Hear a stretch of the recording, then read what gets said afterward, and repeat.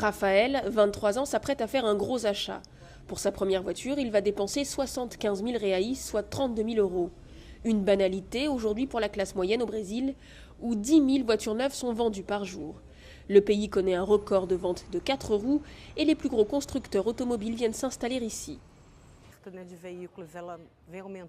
Tous les ans, on vend de plus en plus de voitures. Ce sont des modèles très attractifs. Le revenu par habitant augmente chaque année et permet l'accès au marché. Cela leur donne l'envie et les moyens d'acheter un véhicule neuf.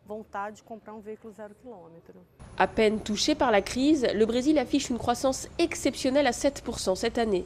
Une prospérité qui permet à toutes les classes sociales d'accéder à la consommation. Durant les 8 années de la présidence Lula, plus de 20 millions de personnes sont sorties de la misère et 29 millions ont intégré la nouvelle classe moyenne. Premièrement, la situation économique mondiale a été favorable au pays. Mais il y a également eu une bonne gestion du gouvernement précédent qui a stabilisé l'économie et envoyé les enfants à l'école. Lula a continué cette politique en ajoutant des nouveautés comme l'allocation famille. Il y a donc eu à la fois 16 années de bonne gestion et une conjoncture mondiale favorable. Signe du dynamisme économique, des boutiques de vente d'électroménagers comme celle-ci ne désemplissent pas. La classe moyenne a découvert la société de consommation et à elle seule concentre maintenant 46% du pouvoir d'achat du pays. C'est une consommation dopée par un crédit facile qui a augmenté de 120% en 6 ans. En 8 ans, tout est devenu plus facile pour acheter.